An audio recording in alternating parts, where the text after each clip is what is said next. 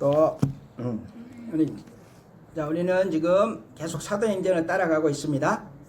그리고 사도 바울, 또 사도 바울의 행적을 따라가고 있습니다. 그리고 그 중에서도 사도 바울이 3차 선교를 마치고 이제 예루살렘에 들어왔다가 직면했던 또 여러 가지 사건들을 지금 살펴보고 있죠. 자, 그리고 그 과정에서 이제 우리는 지난 2주 동안 뭘 살펴봤었냐 하면 그런 사건들 속에 비춰 보이는 하나님의 몇 가지 속성, 자, 하나님의 그런 품성, 자, 이런 것들을 우리가 살펴봤었죠. 그랬을 때 그 하나님의 그런 성품, 속성, 본성 중에 첫 번째는 뭐였습니까? 항상 우리를 지켜보고 계신다. 첫 번째는. 그리고 두 번째는 그렇게 지켜보시다가 하나님 백성들이 위험에 처했을 때 또 도움의 손길을 내밀어 주시고 그 위험으로 그 위험을 빠져나갈 수 있도록 도와주신다. 자, 그리고 세 번째 하나님의 성품. 자, 속성은 뭐라고 했습니까? 조금 더 그 사건을 넓게 보면 하나님께서는 자신의 언약을 반드시 성취하시는 그런 성품을 가지고 계시는 분이시다. 자, 이런 말씀을, 이런 내용들을 우리가 살펴봤었죠. 발견을 했었습니다. 자, 그랬을 때 그런 성품들 중에서 성경이 가장 강조하고 우리에게 가장 중요한 하나님의 그런 성품, 속성이 있다고 했는데 그게 뭐라고 했습니까? 자, 뭐라고 했습니까? 첫 번째, 두 번째, 세 번째 중에 성경이 가장 강조하고 우리에게 가장 중요한 속성은 자, 세 번째죠. 세 번째. 어떤 속성? 하나님께서는 자신의 언약을 반드시 지키시는, 자, 성취하시는 그런 속성, 성품을 가지고 계신다는 겁니다. 자, 왜 그렇습니까? 자, 왜 그렇습니까? 왜 성경이 왜 그거를 그렇게 강조하고 우리에게 왜 그렇게 중요합니까? 그런 하나님의 속성이.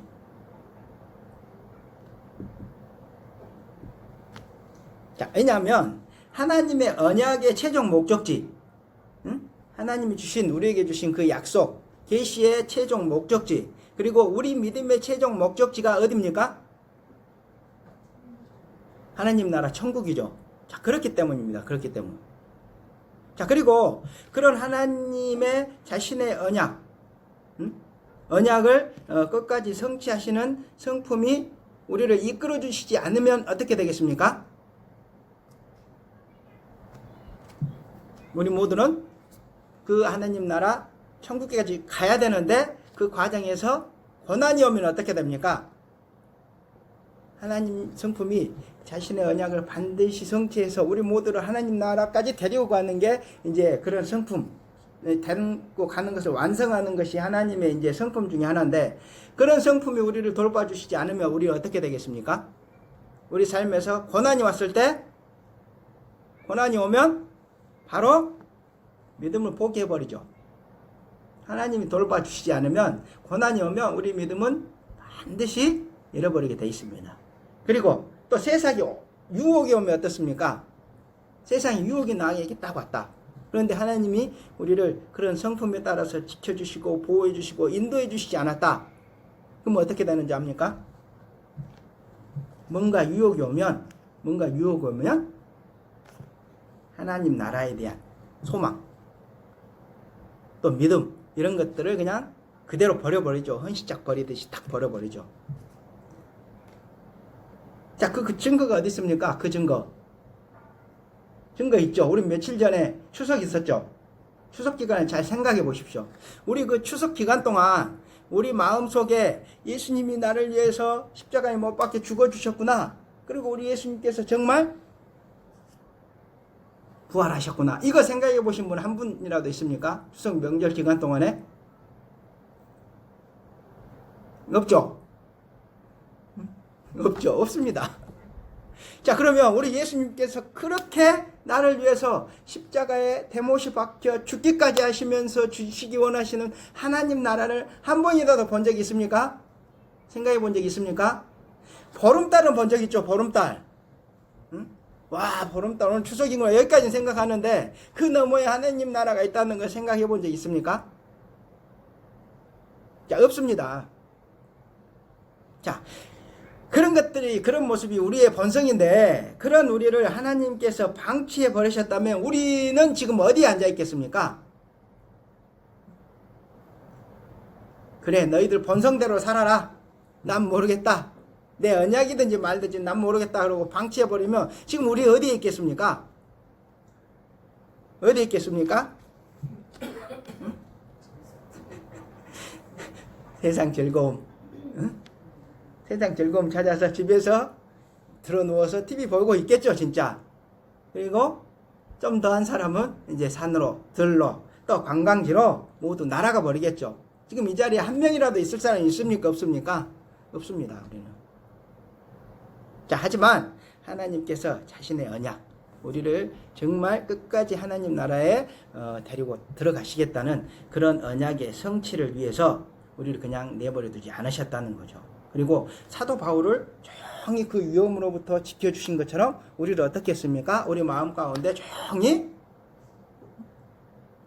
주님에 대한 믿음, 하나님 나라에 대한 소망, 이런 것들을 쭉 다시 한번 회복시켜 주시면서 우리를 이끌었죠. 그래서 우리가 지금 이 자리에 앉아 있는 겁니다. 자, 그리고 그렇기 때문에 우리에게는 하나님의 그런 신실한 성품이 가장 중요하다는 겁니다. 자, 우리가 이제 그런 사실을 다시 한번 기억하시면서, 지나가 버린 거 어떻게 하겠습니까? 지금부터 잘하면 돼요.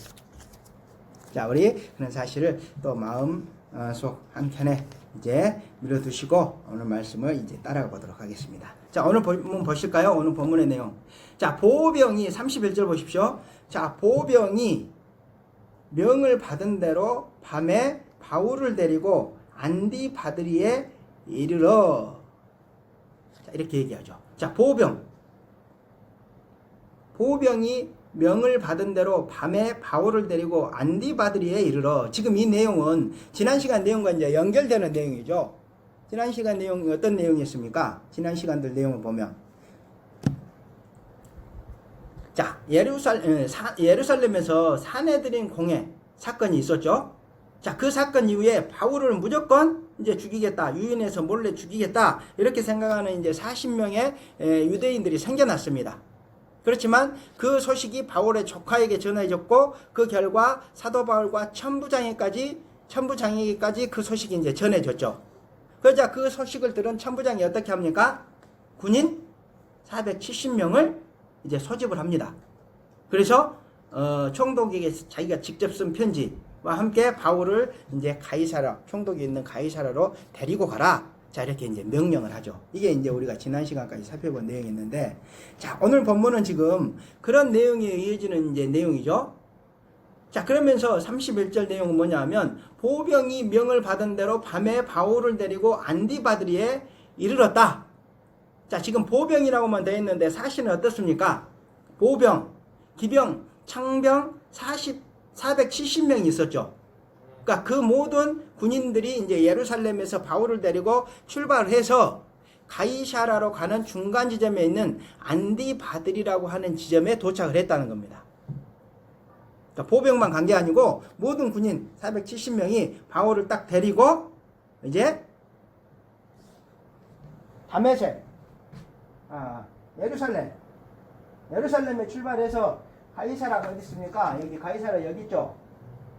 정말 가깝죠. 그래도 한 7, 80km, 이게 100km 가까이 되는 거리입니다.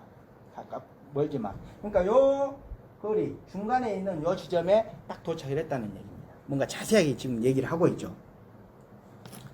그러니까 보병만 간 게 아니고 이제 모든 군인들 470명이 간 겁니다. 그리고 이 32절에 보면 그 이튿날, 그 다음 날이 됐죠. 자, 기병으로 바울을 호송하게 하고 영내로 돌아가니라. 그러니까 그 보병, 기병, 창병, 이 세 종류의 군인들 470명이 출발했었는데, 보병과 보병과 이제 창병은 돌아갔죠. 그리고 기병, 이제 말 타고 다니는 이제 군인들.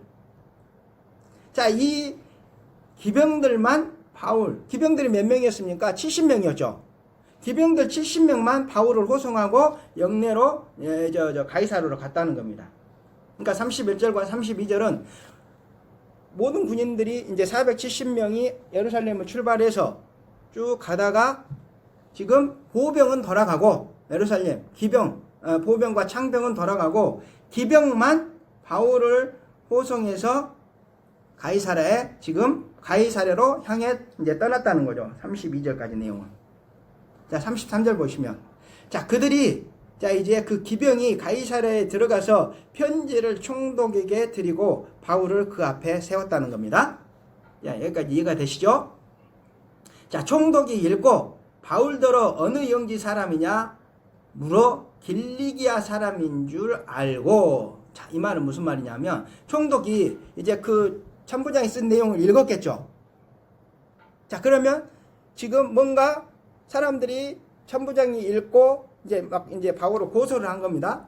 그러면 이 지금 재판을 열어야 되는데 이 재판에 관할 건이 누구한테 있는지, 자기 건인지, 자기 영역에 있는지, 아니면 다른 총독의 영역인지 이제 이런 것들을 이제 파악했다는 겁니다. 그걸 하기 위해서 이제 총독이 그걸 읽고 바울더러 너 어느 영지 사람이냐 이렇게 물었다는 거죠. 고향이 너 어디냐 이렇게 물었다는 겁니다. 그런데 지금 같으면 범죄가 딱 일어나면 어느 그 범죄가 일어난 지역이 이제 재판 관할권인데 그때는 독특하게 지금 바울이 뭐라고 대답했다는 겁니까? 길리기아 사람이다. 자, 바울의 고향은 어디입니까? 여기 길리기아 있죠, 여기. 자, 요 지역 사람입니다. 요 지역 사람이고 여기 요 길리기라는 지역의 다소 지역에서 여기에서 이제 태어났는데 총독이 여기서 너 어느 영지 사람이냐, 어디서 태어났냐 그러고 물으니까 여기 길리기아의 다소에서 태어났습니다. 이렇게 이제 대답을 했다는 거죠. 그러니까 총독이 이 재판에 관할 건이 그러면 나에게 있구나. 그러니까 총독이 그 당시에 이런 전체 지역을 이제 관할을 했다는 거죠. 그러니까 이 재판 이 건이 지금 나한테 있구나. 이거를 이제 인식을 했다는 겁니다. 그리고 나서 35절 보면 이르되 너를 고발하는 사람들이 오거든 내 말을 들으리라 하고 헤롯궁에 그를 지키라 명하니라. 지금 무슨 말입니까? 총독이 지금 이제 관할권이 자기에게 있는 것인 줄 알고 인지를 했죠. 그리고 이제 재판을 열어야 됩니다. 근데 곧바로 바울만 있는 상태에서 재판을 열 수는 없죠. 그러니까 그 당시에 총독이 쓴 편지와 함께 유대인들이 바울을 또 고발했다는 겁니다. 그러니까 그 고발장에 들어있는 그 고발인들이 함께 도착하면 바울을 그때 재판하겠다 이렇게 얘기하고 바울을 지금 헤롯궁에 감금을 했다는 거죠. 이르되 너를 고발하는 사람들, 그 예루살렘에 있는 유대인들, 불신 유대인들이 오거든 내 말을 들으리라 하고 재판할 것이다 하고 헤롯궁에 바울을 지키라 명하니라. 헤롯궁에 이제 구금을 했다는 거죠. 자, 지금까지 내용 이제 아주 간단히 다시 한번 정리해 보면, 자, 사도 바울이 예루살렘에서 그 40여 명의 유대인들에 의해 죽임당할 뻔한 위기의 순간이 있었죠. 자, 하지만 하나님의 보이지 않는 손의 개입으로 그 바울의 조카를 통해서 그 위기에서 이제 바울이 벗어납니다. 자, 그리고 그 이후에 지금 살펴본 그런 모든 과정을 거치면서 로마 총독이 머무르고 있는 가이사라로 호송이 되었다는 겁니다.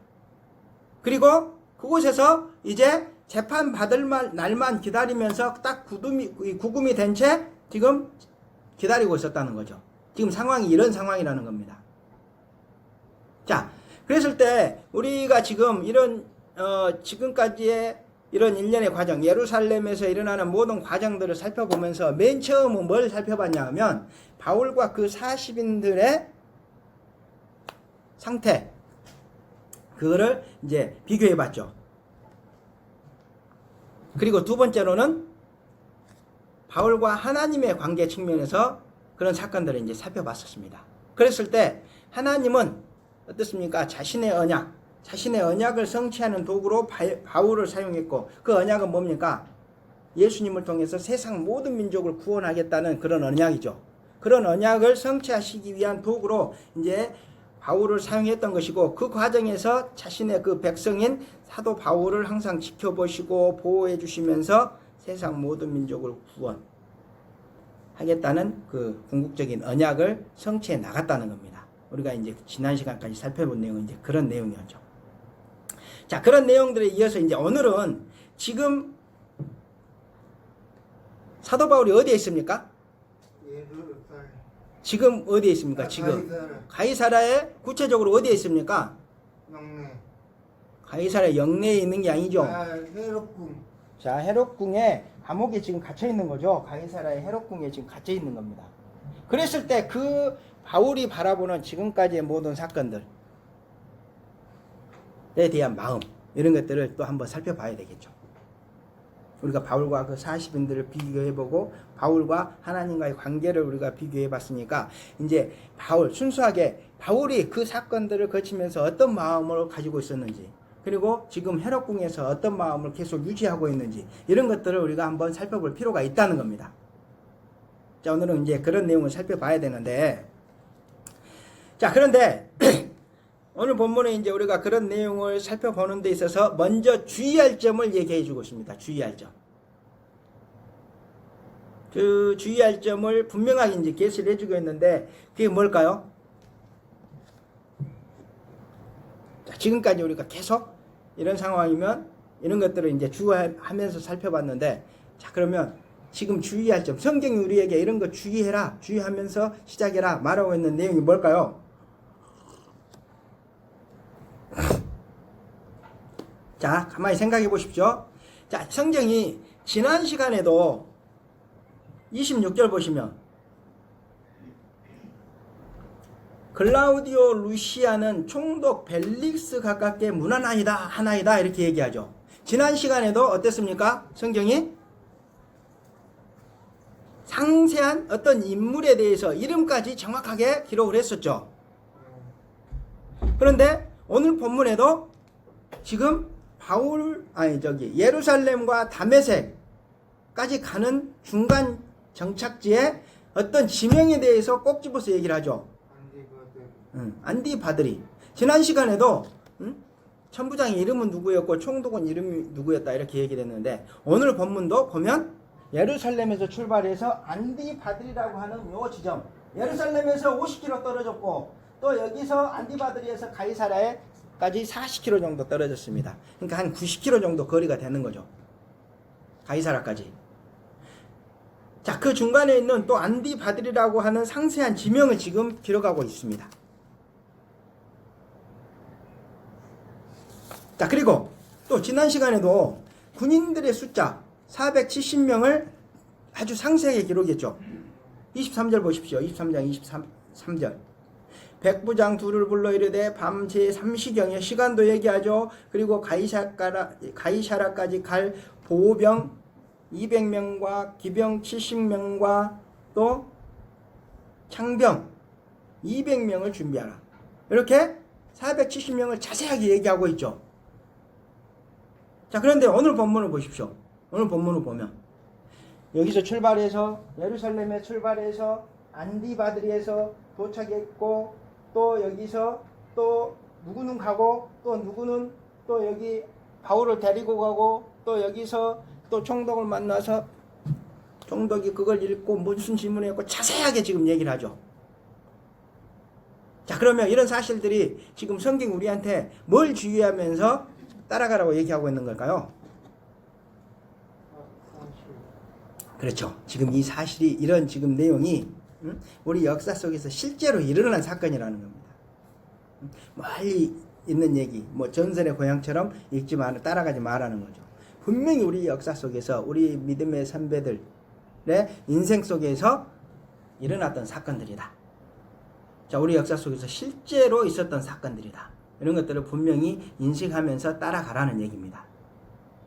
자, 그리고 자, 그러면 이제 이런 사건이 이제 분명히 있었던 사건이다. 그런 인식의 이제 기초 위에서 우리가 지난 시간에 살펴봤던 하나님의 성품이 있죠. 하나님의 성품 중 세 번째, 하나님은 자신의 언약을 반드시 성취하시는 분이다. 이런 성품을 지금까지의 모든 사건들과 연결해서 생각해 보면 지금 사도 바울에게 일어나고 있는 일련의 사건들은 어떤 지금 상황일까요?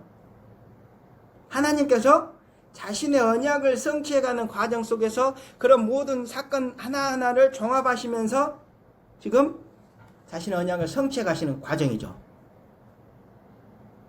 이런 분명한 사건들, 그리고 그런 사건들 속에 들어있는 사도 바울이 경험했던 하나하나의 사건들은 어떤 사건들이냐면 하나님이 자신의 언약을 성취해 가는 과정 속에서 그런 모든 사건들을 사용하시면서 하나하나 또 조합하시면서 하나님의 그 언약을 끝까지 성취해 나가시는 그런 과정이라는 겁니다. 자, 그러면 그랬을 때 우리가 오늘 본문 속 사도 바울의 모습 중에서 추가적으로 발견할 수 있는 한 가지 사실이 더 있습니다. 더 있어.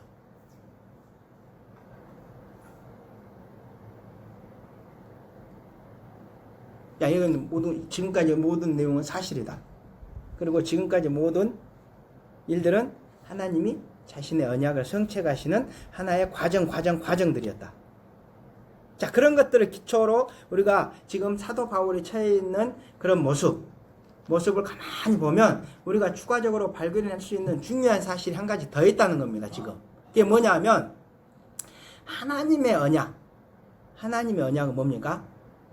예수님을 통해서 세상 모든 민족을 구원하시겠다는 그런 하나님의 언약이 꽃을 피우고 모든 민족들이 주님의 품으로 돌아오는 그런 열매를 맺기 위해서는 하나님께서 사용하시는 도구, 그런 성도들의 인생 속에 뭐가 들어있어야 한다는 겁니까? 고난이 있어야 한다는 겁니다. 그리고 그런 고난으로 인한 엄청난 노력과 수고와 인내와 땀과 피가 그들에게 요구되어져야 한다는 겁니다. 자, 가만히 보십시오. 지금까지 모든 일들은 사실입니다. 사실. 그리고 지금까지 모든 일들은 하나님께서 자신의 언약을 성취해 가시는 과정입니다. 그 과정에서 하나씩 이런 일이 있을 것이다, 이런 일이 있을 것이다 보여주시기도 하시고 그것들을 사용해서 이루어 가시는 거죠. 그러면 그런 모든 사도 바울의 인생의 그런 과정들, 또 신앙인으로서의 과정들, 사도로서의 과정들을 가만히 보면 그런 과정 속에서 성경이 얘기하고 하나님께서 얘기하는 것은 그런 하나님 언약을 성취하는 도구로 사용되는 성도들, 어쩌면 모든 성도들이죠. 모든 성도들의 삶 가운데 뭐가 있다는 겁니까? 고난은 피해갈 수 없는 현실이라는 겁니다. 그리고 그런 고난을 당했을 때 그들에게 요구되는 것은 뭐냐 하면 엄청난 노력, 그리고 수고, 인내와 땀과 피, 희생, 이런 것들이 요구된다는 겁니다. 요구된다는 거. 근데 그런 얘기를 우리 예수님께서 바울을 처음 부르실 때부터 하셨습니다. 부르실 때부터. 자, 한번 볼까요? 그 내용. 우리 사도행전 9장 16절 한번 보겠습니다.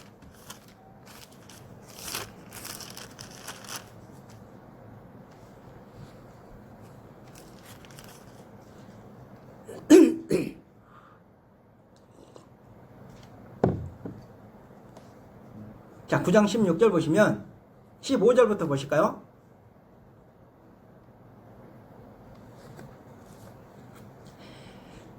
사도행전 9장 15절 보시면 주께서 이르시되 가라, 이 사람은 내 이름을 위하여 이방인과 임금들과 이스라엘 자손들에게 내 이름을 이방인과 임금들과 이스라엘 자손들에게 전하기 위하여 택한 나의 그릇이다. 자, 이렇게 얘기하죠. 예수님께서 지금 아나니아라고 하는 형제에게 지금 말씀을 주시는 겁니다. 너 가서 바울에게 이 말을 이대로 전해라, 이렇게 얘기하는 겁니다. 지금 그러면서 바울에 대해서 이렇게 얘기하는 거죠. 이 사람은 내 이름을 위하여 이방인과 임금과 이스라엘 자손들에게 전하기 위하여 택한 나의 그릇이다. 내가 내 이름을 위하여 얼마나 고난을 받아야 할 것을 내가 그에게 보이리라. 이렇게 말씀하셨다는 겁니다. 자, 그가 내 이름을 위하여 얼마나 고난을 받아야 할 것을 내가 그에게 보이리라. 자, 가만히 보십시오. 지금 이 말씀의 의미는 지금 어떤 의미입니까? 예수님의 이름을 증거해서 모든 사람에게 복음을 전하는 것. 자, 예수님의 이름을 증거하는 것. 세상 모든 민족에 복음을 전하는 것. 복음을 전해서 하나님 언약을 성취하는 것. 자, 이런 것들이 쉽다는 겁니까? 아니면 죽도록 어렵다는 겁니까? 어렵다. 그냥 어렵다는 얘기 아니죠. 죽도록 어렵다는 얘기죠. 응? 내가 내 이름을 위하여 얼마나 고난을 받아야 할 것을 내가 그에게 보이리라.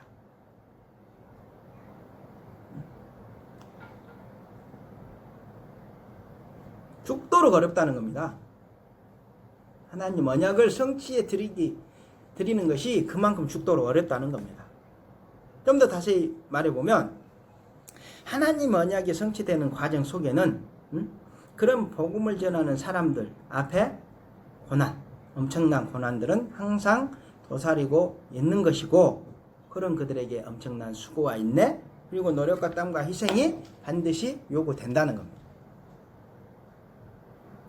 자, 그래서 사도 바울은 이런 말씀에 따라서 자, 어떤 고난의 길, 어떤 험난한 길을 걸어갔습니까?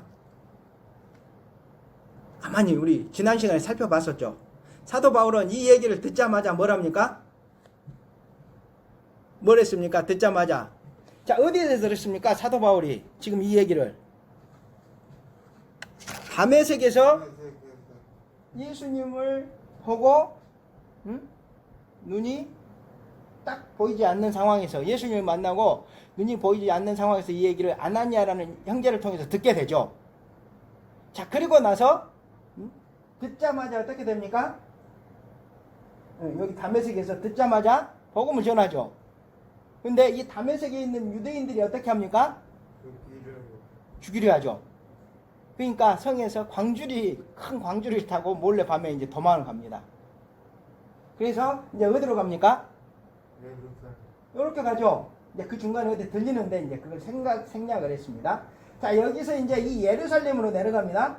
예루살렘에 들어갔는데 거기서는 어땠습니까? 거기서도 복음을 전했죠. 유대인들, 이스라엘 사람들한테. 그러자 거기서는 또 어떻게 합니까? 유대인들이 아이고 우리 반갑습니다. 우리가 예수님 믿겠습니다. 이렇게 합니까? 거기서도 바울을 죽이려고 하죠. 자, 볼까요? 한번 읽어볼까요? 자, 그 내용이 우리 9장 펴셨으니까 9장 19절부터 쭉 나오죠. 자, 한번 읽어보겠습니다. 사울은 이제 바울의 믿기 전 이름이라고 했죠. 바울이 다메섹에 있는 제자들과 함께 며칠을 있을새 이제 구원받은 직후입니다.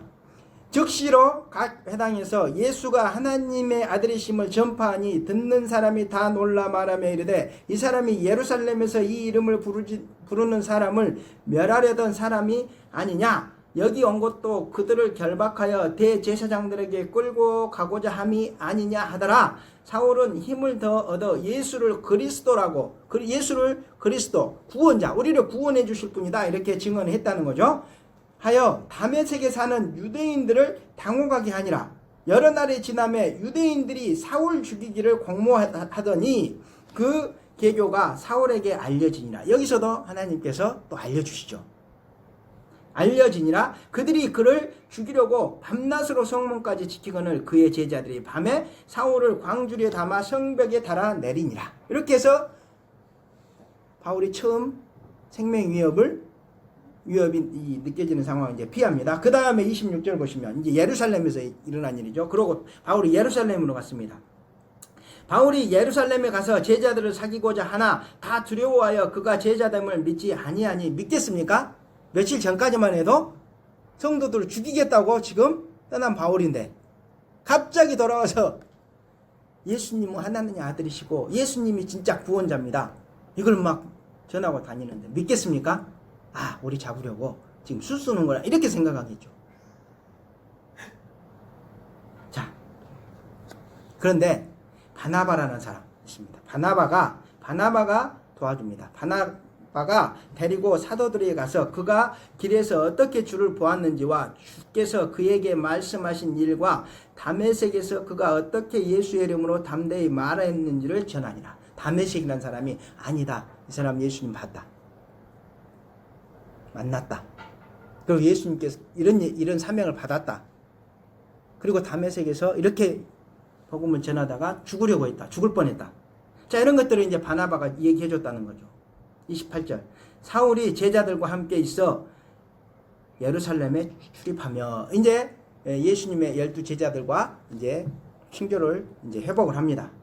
그리고 또 예수의 이름으로 담대히 말하고 헬라파 유대인들과 함께 말하여 변론하니 그 사람들이 죽이려고 힘쓰거늘. 또 이제 예수님 거기서 증거하니까 거기에 예수님을 믿지 않는 사람들이 지금 그 유대인들이 또 바울을 죽이려고 했다는 거죠.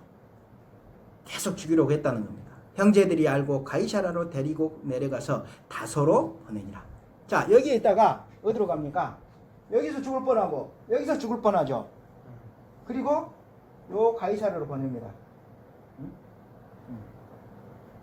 자, 요 가이사르로 갔다가 여기서 어떻게 하냐면 여기 계속 죽이려고 하니까 여기다 못 두고 여기서 다소로 보냅니다. 요 멀리 아주 뚝 떨어져서. 자, 그리고 이제 바울은 계속 그 다음에 어떻게 하냐면 여기서 사실은 10여 년을 보냅니다. 말씀도 연구하고 또 복음도 전하면서 10여 년을 보내는데 나중에 이제 여기 안디옥 있죠? 여기 안디옥. 안디옥 두 개입니다. 이쪽에 이제 이쪽 여기도 안디옥이 있고 여기도 안디옥이 있는데 이제 중요한 건 여기죠. 자, 여기서 이제 바울이 지금 고향에서 말씀을 계속 연구하면서 구약을 통해서 예수님을 계속 이제 발견을 합니다. 그리고 예수님을 전합니다. 그렇게 이제 12여 년을 있는데 안디옥에서 이방인들이 갑자기 막 일어납니다. 그래서 예수님을 믿는 사람들이 여기 지역에 많이 생깁니다. 그래서 이 소식이 예루살렘으로 전달이 되죠. 야, 우리 예수님 믿는 사람들이 많이 있으니까 너희들 와서 도와주라. 그러니까 여기서 누구를 파송하냐 하면 방금 바나바라고 하는 사람을 이제 파송을 하죠. 근데 바나바가 가서 보니까 이 안디옥에 예수님을 믿는 성도들이 너무 많으니까 혼자 감당할 수가 없습니다. 그래서 도움을 청한 것이 누구냐 하면 바로 다소에 있는 바울에게 도움을 청해서 같이 여기서 1년을 사역을 합니다. 그러면서 이 안디옥 교회를 엄청난 교회로 이제 부흥을 시키죠. 지난번에 터키 한번 지진 난 적 있죠. 그때 이제 우리가 기도했던 내용들이 요 안디옥 교회가 이제 지금까지 있는데 그게 이제 그 지진으로 많이 이제 부서졌습니다. 그래서 이제 기도한 적이 있는데 그만큼 이 안디옥 교회가 유명한 교회입니다. 2000년 이상 이제 버텨온 거죠. 자, 그리고 나서 여기서 이제 1년을 다 사역을 하고 나서 어떻게 되냐면 사도 바울이 바나바와 함께 선교를 떠나기 시작하죠. 하나님이 너 이제 이 선교를 떠나라. 이렇게 이제 말씀 주시니까 여기서 이제 선교를 떠납니다. 우리 같으면 어떻습니까? 우리 교회가 막 몇천 명, 몇만 명으로 이게 부흥을 했습니다. 그럼 제가 어떻게 하겠습니까? 이 교회 놔두고 저기 아프리카에 선교하러 가겠습니까? 죽어도 안 갑니다. 그런데 그 당시에 바울과 바나바는 예수님의 그런 뜻이 딱 가슴에 오자 어떻게 합니까? 바로 순종해서 이 교회 내려놓고 이제 이쪽으로 복음을 전하러 떠나죠. 그래서 떠난 게 이제 어디입니까? 이렇게 해서 이렇게 쭉 여기를 거쳐서 이렇게 이제 복음을 전합니다. 근데 이렇게 가면서 이런 지역에 계속 가면서 바울에게 오는 것을 이제 가면 또 바울이 가면 사람들이 이제 많이 주님께 돌아옵니다. 그런데 바울을 기다리고 있는 건 뭐냐 하면 그렇게 교회에는 부흥이 되지만 바울에게 돌아온 건 뭐냐 하면 그 지역 유대인들이 계속 바울을 괴롭히고 계속 죽이려고 합니다. 그래서 이 이고니온에서는 어떻게 되냐 하면 바울이 돌에 맞아서 죽은 줄 알고 갖다 버립니다. 그랬는데 또 하나님 살려주시죠. 그래서 살아나서 계속 지금 이런 복음을 이제 전하죠. 자, 이런 일들이 계속 반복입니다. 이게 1차에서 그랬죠. 2차에서는 어떻습니까? 여기 빌립보 감옥에서 또 갇혀서 또 한번 죽을 뻔하죠. 이런 일들이 계속 일어나죠. 사도 바울은 계속 그런 일을 겪습니다. 계속 그 앞에는 고난, 생명, 위협이 오게 되고 또 그런 고난 속에서도 엄청난 인내, 또 희생, 그런 열정으로 그런 고난들을 이제 통과를 하죠. 그런데 그런 사건들이 이제 1차, 2차 선교를 지나고 3차 선교 기간에도 또 일어나죠. 3차 선교는 이제 예배소에서 거의 이제 사역을 하는데 3년 몇 년 동안은 사역을 하는데 약 3년 동안은 사역을 하는데 여기서 마치고 어떻습니까? 요 지역들을 잠깐 돌아보고 이제 그 예루살렘 교회가 그때 가뭄이 들어서 너무 힘드니까 이 교회를 돕기 위해서 헌금을 모금하죠. 그런 목적으로 이제 이 에베소를 떠나서 이렇게 갑니다. 근데 여기 고린도에서 이제 한 3개월을 또 이 사역을 하는데, 자, 여기서 사역을 마치고 떠나려고 하는데 또 유대인들이 몰래 바울이 배만 타면 죽이려고 또 시도를 하죠. 하나님이 또 그때도 가르쳐 주죠. 그래서 배를 타고 안 오고 다시 이 위로 이렇게 올라가는 겁니다. 그렇게 해서 다른 코스로 바꿔서 지금 예루살렘까지 들어왔던 거죠. 예루살렘에 또 들어왔는데 어떻습니까? 유대인들이 성전을 더럽혔다는 누명을 씌우죠. 그래서 바울을 죽도록 팹니다. 죽음 직전까지 가죠. 근데 또 가까스로 또 어떻게 또 살아나죠. 여차저차해서 거기서 이제 모든 문제를 해결하고 좀 위험해서 벗어나나 했는데 그 다음에 또 어떻습니까? 바울을 무조건 죽이겠다. 응? 조용히 유인해서 죽이겠다는 또 40여 명의 유대인들이 또 등장을 하죠. 자, 계속 그렇게 반복이 됩니다.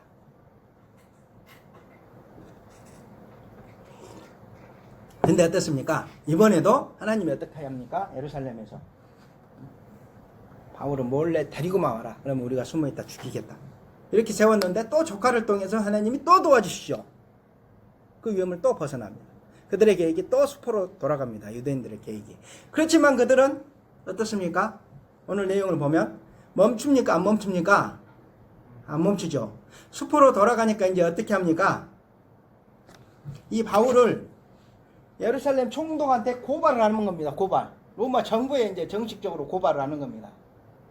이 사람 로마의 지금 질서를 어지럽히는 흉악범입니다. 죽여야 된다. 이제 이렇게 고발을 한 거죠. 자, 고발해 놓고 지금 바울은 여기 감옥에서 딱 지금 들어있죠. 자, 고발해 놓고 유대인들은 지금 어떻습니까? 그러면 고발한 유대인들은 자, 총독이 자, 유대인들이 오면 그때 재판하겠다 얘기하니까 지금 유대인들은 오고 있고 오겠죠? 오고 있습니다. 점점 또 재판에서 바울을 죽이려고. 그리고 바울은 그 가운데 감옥에서 턱하니 재판받을 날만 기다리면서 지금 앉아 있는 거죠.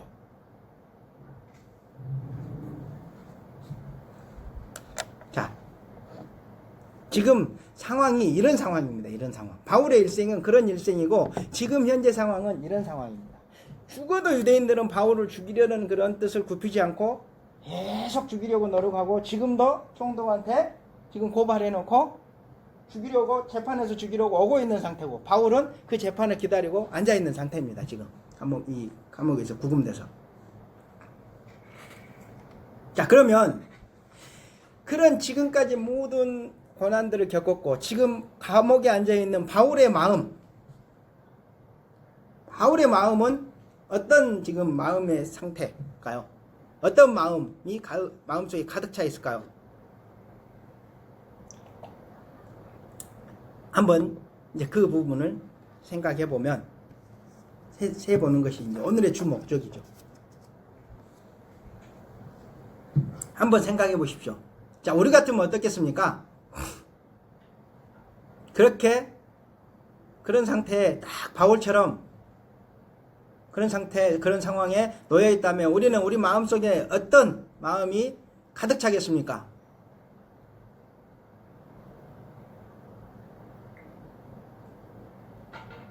자, 우리 마음 같으면 도대체 하나님 나한테 왜 이러십니까?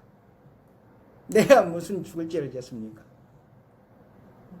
없는 전생까지 끌어들이면서 전생에 내가 무슨 죄를 졌습니까? 이렇게 하나님 원망하겠습니까? 안 하겠습니까? 십수년 동안 계속 사도 바울에게는 반복적으로 이런 일들이 일어났습니다. 그리고 지금 감옥에 있습니다. 가만히 생각해보면 바울은 그렇게 원망해야 되죠. 원망하는 게 맞죠. 그런데 성경 전체를 보면 사도 바울의 그 당시의 마음 속에도 어떤 마음만 있었냐 하면 우리 주님 예수님께서 나를 위해서, 나의 모든 죄를 위해서 십자가에 나 대신 못 박혀 죽어주셨구나. 이런 예수님의 은혜에 대한 감사만 넘칩니다. 원망은 영도 없습니다. 영도. 성경의 모든 내용을 보면 사도 바울은 어느 한순간 어느 한 찰나도 예수님을 원망해보고 하나님을 원망해본 적이 없습니다. 구원받은 이후에는 항상 자신을 구원해 주시고 정말 값없이 은혜를 베풀어 주신, 또 그런 은혜를 주시기 위해서 십자가에 못 박혀 자기 대신 죽어주신 그 예수님에 대한 감사만 철철 넘칩니다. 사도 바울은 그 가운데에서도 그런 감사만 있었습니다. 그리고 또 한편으로 생각해 보면 지금 사도 바울은 예수님을 그렇게 감사하고 예수님을 그렇게 사랑했었죠. 그럼 예수님께서 자신에게 주신 그 사명에 대해서 어떻게 생각하겠습니까? 아무리 힘들어도 내가 그 사명을 반드시 이루어드리고 싶구나. 이루어드리고야 말겠다. 이런 생각을 했겠죠. 예수님께서 나를 선택하실 때, 그때 그 순간 이렇게 고난이 있을 것이라는 얘기를 하셨는데, 나는 그럼에도 불구하고 내가 사랑하는 사람을 위해서 내 목숨을 끝까지 바쳐서 나의 모든 피와 수고와 노력을 다 짜내서 나는 예수님 말씀을 성취해 드리겠다. 자, 이런 마음이 있습니다. 그러면서 혹시 그 상황에서 재판에서 지게 되면 어떻습니까? 죽을 수 있죠.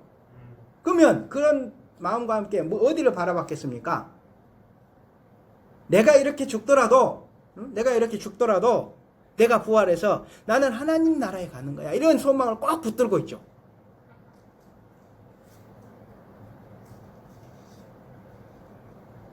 자, 그런데 이런 마음은 우리가 성경을 읽고 사도 바울을 잘 알고 있는 사람이라면 전부 다 압니다. 알고 있는 내용입니다. 자, 그런데 그 당시 바울에게는 그런 마음이 또 아주 독특한 마음이 한 가지 더 있었습니다. 아주 독특한 마음. 그 마음이 뭐였냐면,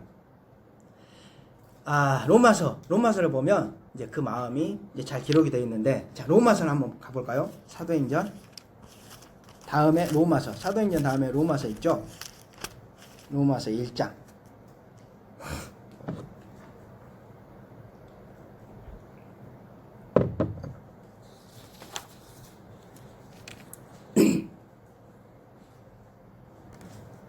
로마서 1장 14절 보십시오.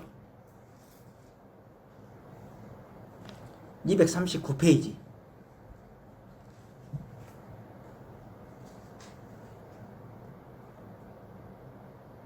자, 뭐라고 되어 있습니까? 헬라인이나 야만인이나 지혜 있는 자나 어리석은 자에게 다, 세상 모든 민족에게 다 내가 빚진 자다, 이렇게 되어 있습니다. 빚진 자라고 얘기합니다. 빚진 자, 자기가. 사도 바울은 자기가 세상 모든 사람에게 빚진 자라고 지금 얘기를 합니다. 자, 이 말씀의 의미가 뭐냐 하면, 자, 사도 바울은 자신이 예수님에 대한 믿음만으로 구원을 받았죠. 아무것도 한 거 없이 정말 예수님이 자기를 택해서 너 믿어라. 그러니까 그냥 믿어드리는 것만으로 구원을 받았습니다. 뭔가 한 게 있습니까? 없습니까? 아무것도 없죠. 그냥 거저 받았습니다. 구원을.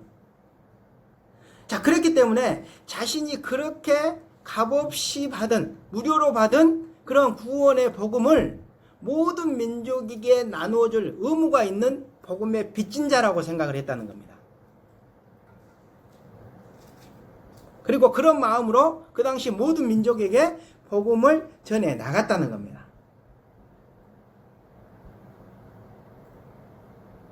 자, 이해가 되십니까?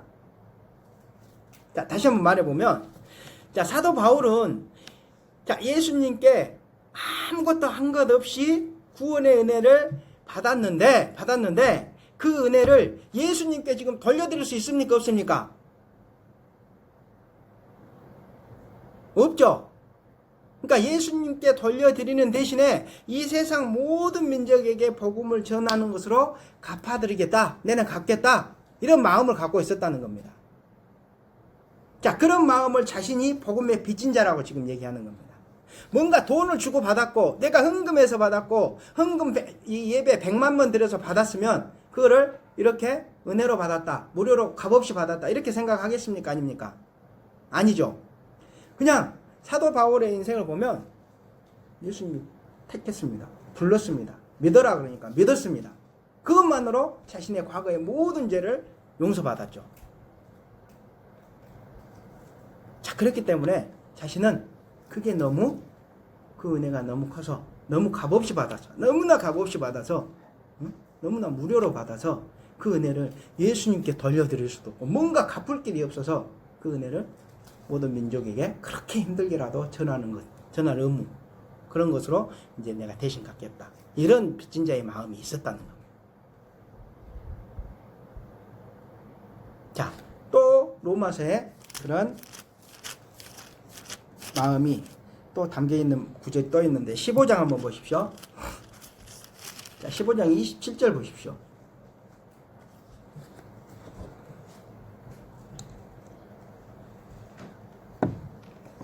로마서 15장 27절 보시면 25절부터 보시면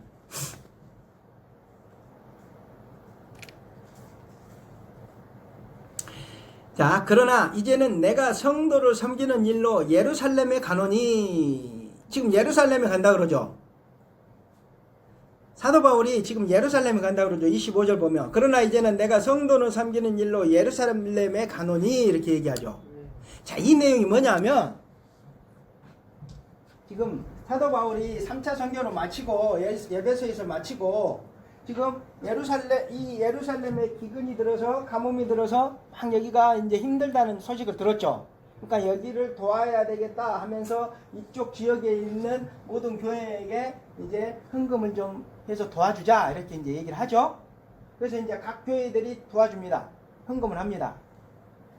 자, 그랬을 때 그 헌금을 이제 가지러 이렇게 돌아가죠. 그래서 이제 고린도까지 갑니다. 요 고린도에서 이제 석 달을 머뭅니다.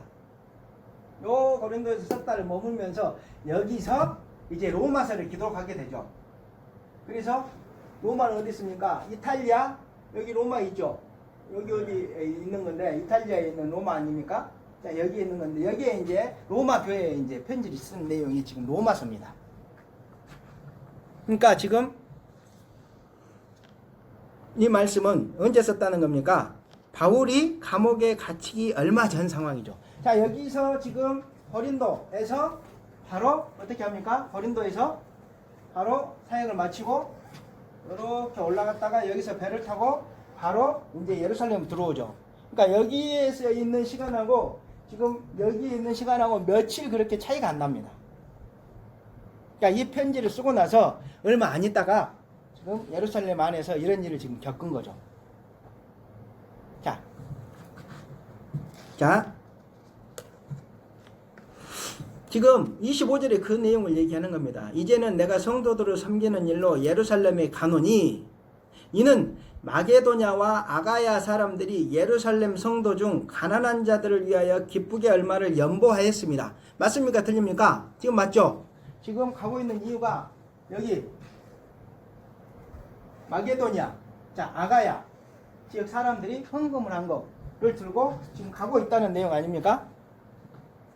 그러니까 지금 요때 쓴 게 맞습니다. 지금 그 얘기를 하는 겁니다.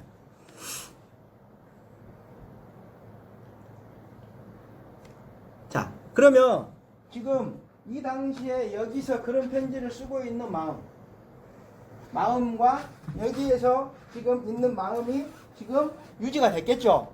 요 당시에 그 편지 속에 있는 마음이 아직도 지금 이 사도 바울 마음속에 있다는 겁니다. 그럼 아까 빚진 자라고 했죠. 모든 민족이 빚진 자로 시작을 했습니다. 자, 그랬는데 이제 26절을 보십시오. 이는 마게도냐와 아가야 사람들이 예루살렘 성도 중 가난한 자들을 위하여 기쁘게 얼마를 연보하였습니다. 이렇게 얘기하면서 저희가 기뻐서 하였거니와 또한 저희는 그들에게 빚진 자다 이렇게 얘기합니다. 그 헌금을 이제 그들이 기뻐서 했다. 그러면서 저희는 마게도냐 지역과 아가야 지역의 성도들이 그들에게 예루살렘 성도들에게 빚진 자다 이렇게 합니다. 자기도 비췄고 자기는 모든 민족들한테 비췄고 이 지역 성도들은 또 요 예루살렘 교회 성도들한테 빚을 졌다고 지금 얘기를 합니다. 그러니까 빚 졌다는 얘기를 지금 강조를 하고 있습니다. 자, 그랬을 때 지금 성경과 사도 바울이 지금 이 말씀을 통해서 전하고자 하는 내용은 뭐냐면 지금 마게도냐 지역 그리고 아가야 지역 사람들의 구원은 당연히 하나님과 예수님의 은혜로 구원을 받은 것이 분명한 사실이죠. 자, 그 외에도 그들이 구원받은 것은 어떤 이유가 있냐면 어떤 영향을 받은 거냐면 자, 요 사람들보다 여기에 있는 성도들보다 먼저 구원받은 요 예루살렘 성도들 예루살렘에 있는 성도들 그러니까 그들보다 복음을 먼저 받은 예루살렘 성도들 초대교회 성도들 제일 처음에 복음을 받은 성도들 자, 이 사람들은 어떻게 했습니까? 맨 처음 복음을 받은 이후에 그 복음을 유지하고 또 전하는 과정에서 엄청난 고난도 받고 순교도 받았죠. 그리고 그들이 그런 복음을 전하면서 엄청난 또 열심과 또 피를 흘렸죠. 그런 그들의 노력의 결과물이라는 겁니다. 이 사람들의 구원은 최초로 복음을 받고 또 그 복음 때문에 죽도록 고생하고 순교도 당한 예루살렘 성도들의 그런 피땀의 결과물이라는 겁니다. 자, 그런 것들을 지금 얘기하면서 지금 예루살렘 성도들에게 그들의 구원을 빚진 자다. 지금 이렇게 얘기하고 있는 겁니다. 자, 맞습니까? 틀립니까? 자, 우리가 그 사실을 돌아보면 좀 더 이제 생각해 보면 자, 이 예루살렘 성도들은 최초로 이제 예수님이 12제자들에게 복음을 전하고 12제자들이 막 복음을 전해서 예루살렘이 제일 처음에 이제 복음이 전파가 되면서 예루살렘의 교회가 크게 생겼죠. 예루살렘의 교회가 딱 생기니까 어떻습니까? 유대인들이 예수님을 믿지 않는 유대인들이 예루살렘 성도들을 핍박을 하기 시작하죠. 근데 그 사건 중에 가장 큰 사건이 어떤 사건이냐면 스데반이라고 하는 사람이 순교를 하는 사건이죠. 돌 맞아 죽은 사건. 우리 몇 번 찾아봤었죠. 자, 그 사건입니다. 그런 고통을 그들은 통과를 했습니다. 자, 근데 그 자리에 누가 있었습니까? 스데반 죽일 때 사도 바울이 있었죠. 자기가 그 반대편에 서 있었죠. 그러면서 잘 봤죠. 자, 예루살렘 교회 성도들이 복음을 처음 받고 그렇게 순교하고 엄청난 유대인들의 이 박해를 견뎌냈죠. 그러면서 이제 흩어졌죠. 자, 그러면서 이 교회 성도들이 막 여기도 가고 여기 아파르카로 가고 세계 곳곳으로 흩어져서 복음을 전하기 시작합니다. 그때부터 이제 막 사도 바울보다 먼저 이제 복음을 전하죠. 그런 것들을 사도 바울이 잘 알고 있습니다.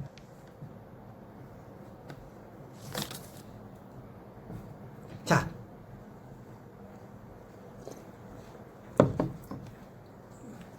그러니까 사도 바울을 생각할 때 저 사람들의 구원은 누구한테 지금 빚진 겁니까? 하나님과 예수님한테 빚진 건 당연하죠. 근데 그들뿐만이 아닌 이 초대교회 예루살렘 성도들에게도 엄청난 빚을 지고 있죠.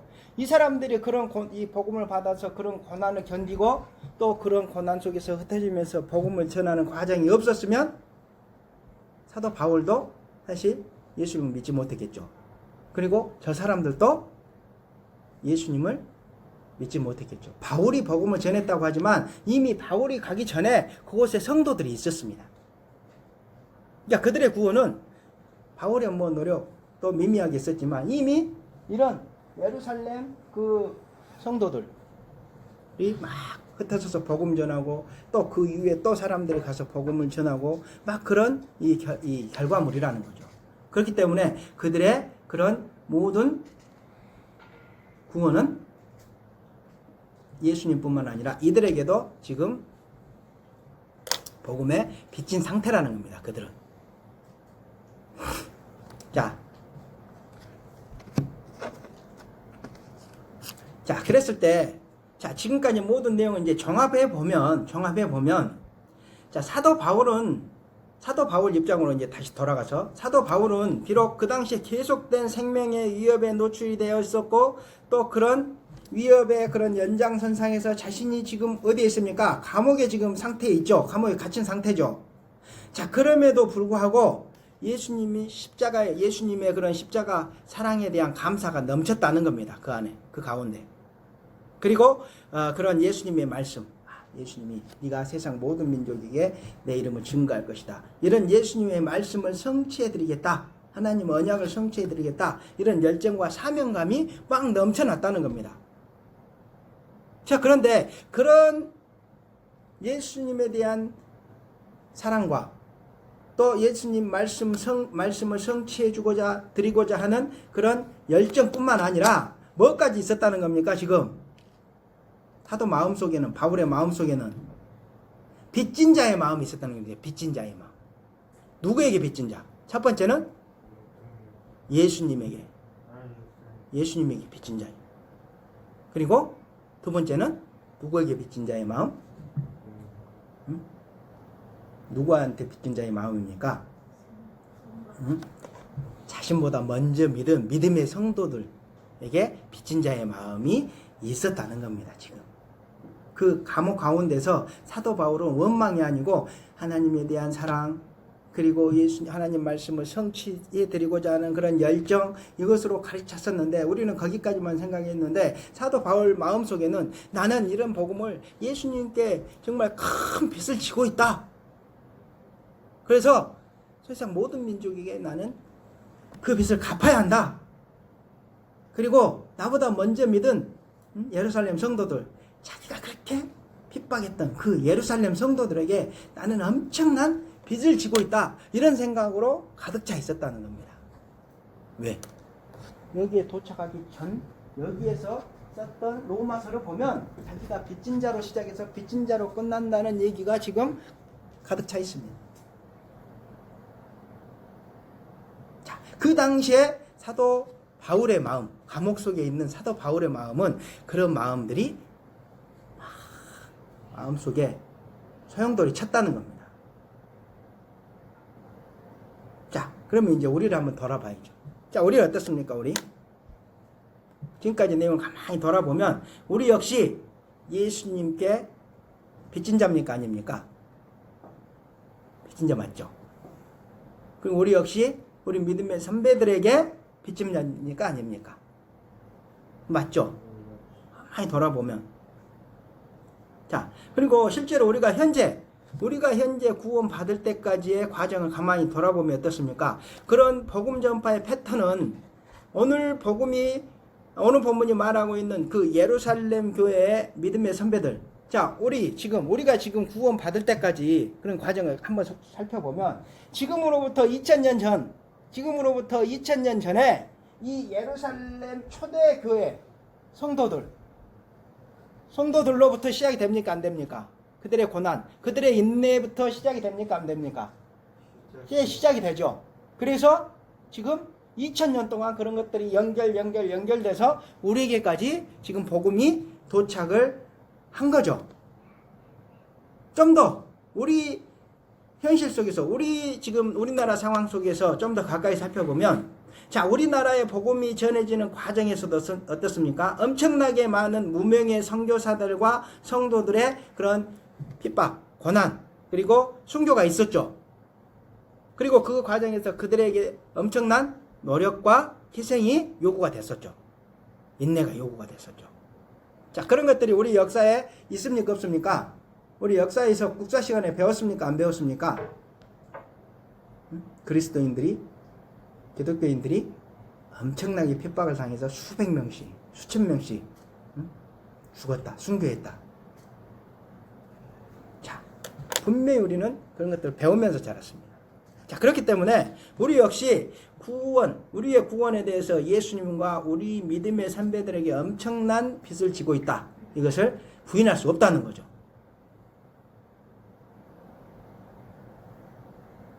자, 그런데 그런 복음의 빚에 대해서 우리는 어떤 마음을 가지고 살아가고 있습니까?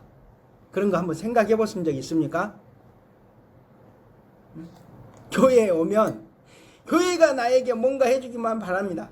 뭐 우리는 안 그렇지만 성도들, 다른 큰 교회 성도들 그렇죠. 교회가 나에게 뭔가 해주기만 바라죠. 우리는 복음의 빚진 자인데 교회가 나에게 뭔가 서운하게 하면 나는 서운합니다. 그래서 시험에 들어서 교회 떠나서 우리 교회 몇 번 왔다 갔다 하는 사람들 봤죠. 그런 사람들 복음의 빚진 자의 마음이 있다는 겁니까? 없다는 겁니까? 자, 뭐 그런 거는 우리가 언급할 가치도 없죠. 자, 그런데 우리 가만히 돌아보십시오. 사도 바울은 그렇게 고난을 당하고 감옥에 갇혔어도 나는 빚진 자다.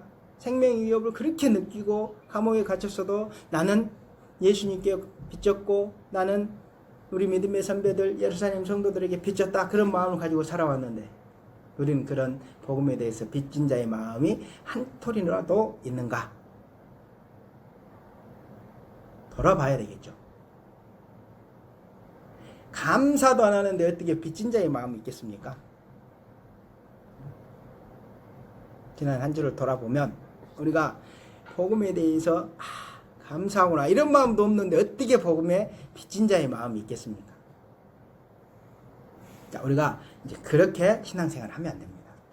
우리는 분명히 구원을 받은 것이고 그 값없이 받은 구원의 은혜에 감사할 수 있는 마음을 가져야 됩니다. 거기는 기본이고 그리고 우리 예수님께 빚진 자고 우리 믿음의 선배들에게 빚진 자라는 마음을 우리가 가져야 한다는 겁니다. 자, 그리고 그런 마음을 가지고 우리가 그런 복음의 빚진 자의 마음을 내 가슴에 심고 나의 삶을 한번 비추어 보시고 내 주변을 한번 돌아보십시오. 자, 내 삶이 앞으로 어떻게 주님의 뜻을 이루어 드려야 하겠는지, 자, 그런 마음이, 그런 열정이 아마 용서사가 오를 겁니다. 그러면 그 마음이 주시는 감동대로 살아가시면 됩니다. 자, 아시겠죠? 자, 오늘 말씀은 여기까지 마치도록 하겠습니다.